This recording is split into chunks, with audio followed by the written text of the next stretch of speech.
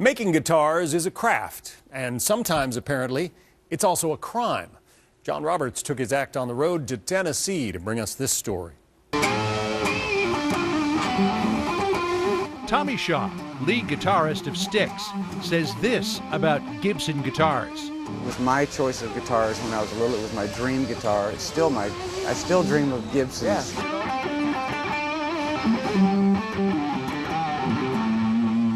The musical world agrees. Gibson, in business for over a century, has 3 domestic factories, 2 in Tennessee and 1 in Montana. This company's been around for a long time. It was founded in 1894. The one in Memphis has daily tours, so visitors can see a guitar made practically from scratch. But on November 17th, 2009, someone else showed up at Gibson's door. Mid-morning, I get a call that Homeland Security was raiding our factory. Gibson CEO Henry Jeskowitz, a musician himself, has been running the company since 1986.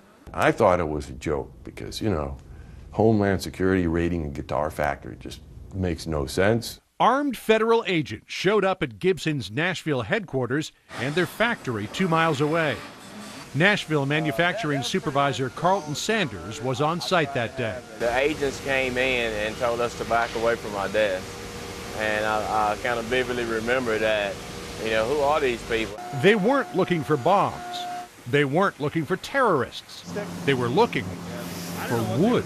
What did you find when you got to the factory? There were several dozen armed agents, and they were taking a lot of wood, and it was kind of a bizarre situation.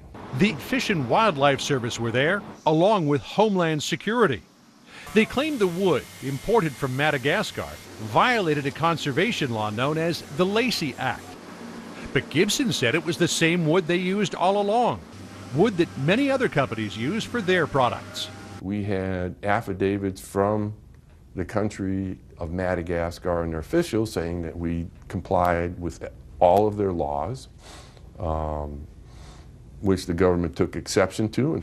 Then, on August 24, 2011, nearly 2 years after the first raid, while Gibson was still waiting for formal charges, it happened again. I seen the badges on their sleeves and I was like, oh wow, here we go again. This time, Gibson was accused of illegally purchasing wood from India. The first thing that the officer in charge said was, I need for you to cut off your security camera first, and then I need you to shut down all your operations. That same day, the Fed simultaneously conducted a raid of the factory in Memphis, too. That's when it became very clear to me that they were not doing well in court. We were showing the fact that we really had done nothing wrong, and I think they just jumped on any excuse to intimidate us. Last month, agents raided the Gibson Guitar Factory in Tennessee. Speaker of the House John Boehner took note of Gibson's travails and decided the problem wasn't with Gibson. Gibson, a well-respected American company that employs thousands of people. But with an overreaching federal government. Excessive regulations are making it harder for our economy to create jobs. Still, in 2012, the company chose to settle with the government. Gibson paid a $300,000 fine, a $50,000 community service payment, and also admitted to violating the law relating to Madagascar, forfeiting the wood seized in the first raid. We reached out to the Department of Justice, which pointed out that admission of criminal wrongdoing on Gibson's part, but officials declined to speak with us about it. Homeland Security deferred to U.S. Fish and Wildlife, which led the investigation. They declined to speak with us about the raid as well. We just wanted to bury the situation. If that's what it took to get the government off our back, okay. Today, Gibson is back to producing instruments as it always has, but is using extra caution when purchasing its overseas wood. But for Jeskowitz, that still doesn't take away the sting.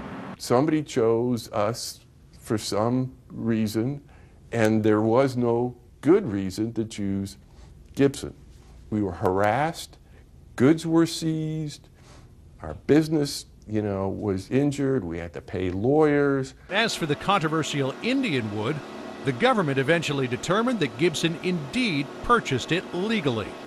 They returned the seized wood to the factory, where Gibson put it to good use. we put it into what we call the government series guitars, which commemorated the raid and has been extremely well received. Tommy Shaw and I jammed on one. Are you the sort of guy who likes to stick his finger in the government's eye? No, I mean, I like to make guitars. I like to build new things.